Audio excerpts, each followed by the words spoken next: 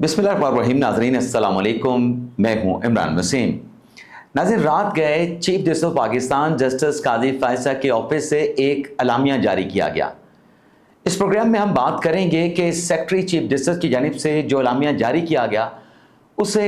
जारी करने की ज़रूरत क्यों पेश आई। मीडिया पर और सोशल मीडिया पर ऐसा क्या मिस रिपोर्ट हो रहा था कि चीफ जस्टिस काजी फायसा के सेक्रेटरी डॉक्टर मुश्ताक को यह अलामिया जारी करना पड़ा। इस इलामिया में क्या कहा गया है,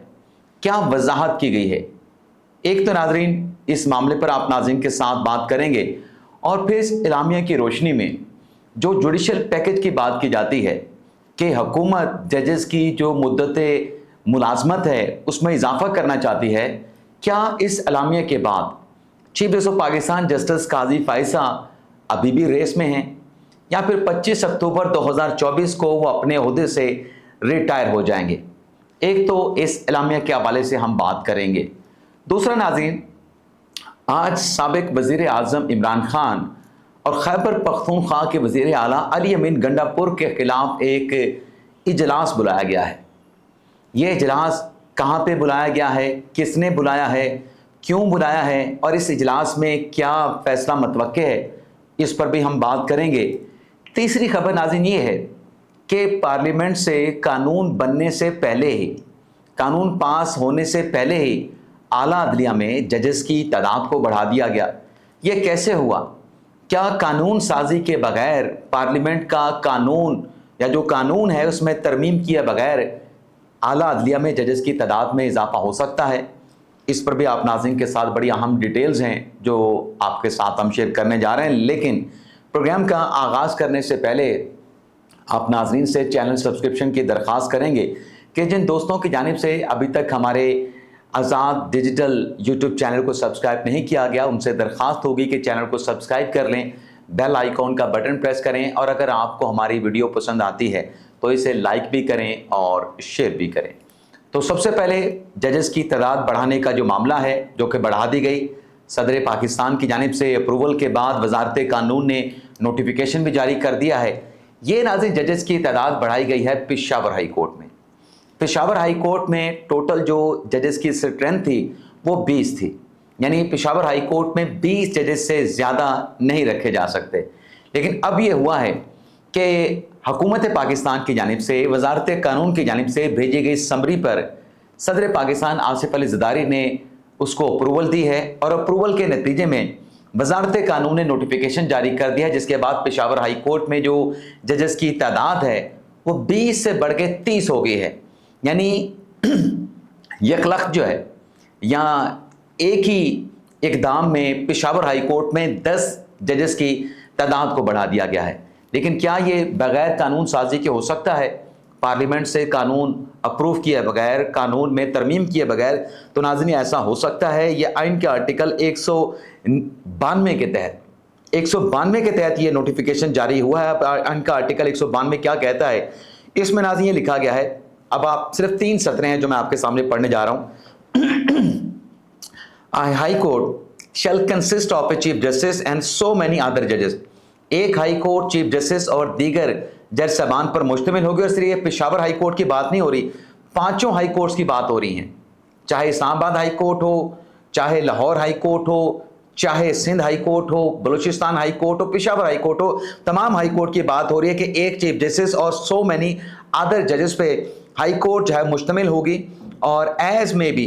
डिटरमिन बाय द लॉ, यानी अगर कानून में उसका जो तयन किया गया है तादाद का उसके मुताबिक होगी। और या फिर यानी यहाँ पे एक दूसरा ऑप्शन भी दिया गया है कि अनटिल सो डिटरमिन एज में B fix by the president, यानी प्रेसिडेंट भी हाई कोर्ट्स में जजेस की तादाद को बढ़ा सकते हैं।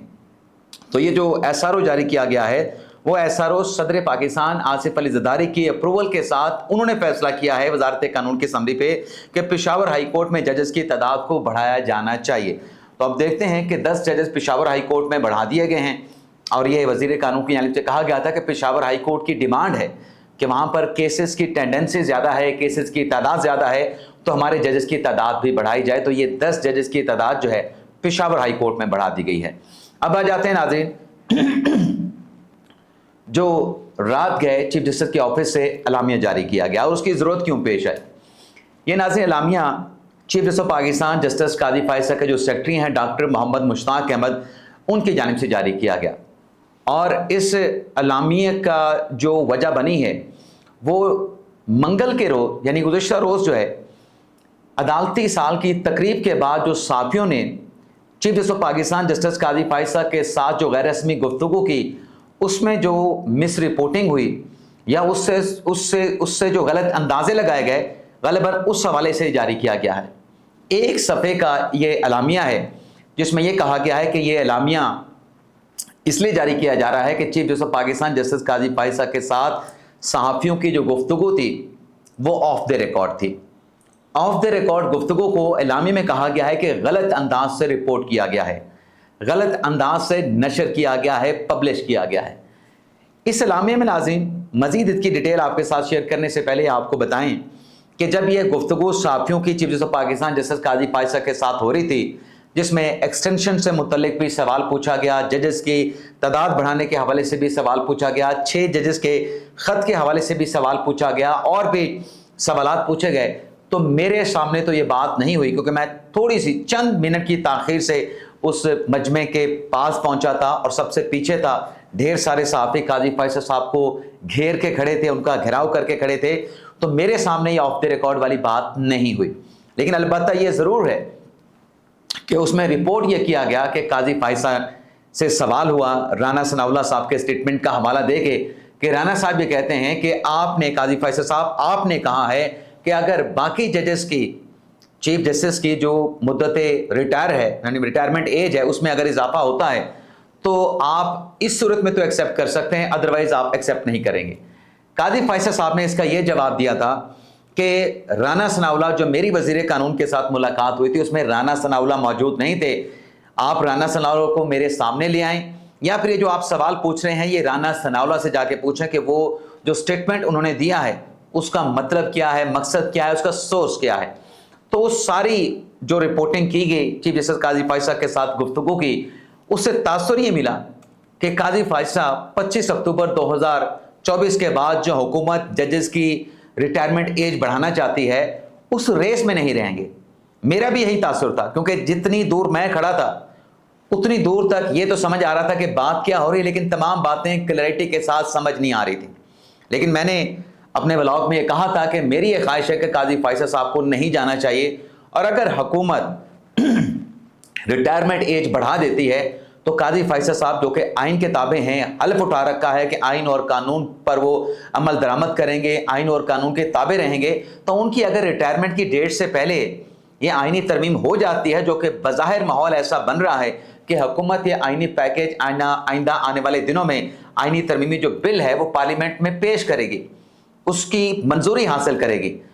تو رات کا جو اعلامیہ جاری ہوا اس میں یہ بتایا گیا دوبارہ سے کہ جو مس رپورٹنگ ہوئی ہے، پہلے تو اس بات پہ افسوس کا اظہار کیا گیا کہ آف دی ریکارڈ جو گفتگو تھی اس کو آن ایئر نہیں جانا چاہیے تھا، اس کو پبلش نہیں کیا جانا چاہیے تھا، اور پھر غلط انداز سے تو اس میں اب وہ ملاقات جو تھی چیف جسٹس قاضی فائز کی وزیر قانون کے ساتھ، اس تمام ملاقات کا احاطہ اس کی تفصیل بیان کر دی گئی ہے۔ اب چونکہ یہ ڈائریکٹ انڈائریکٹ یہ بتایا گیا ہے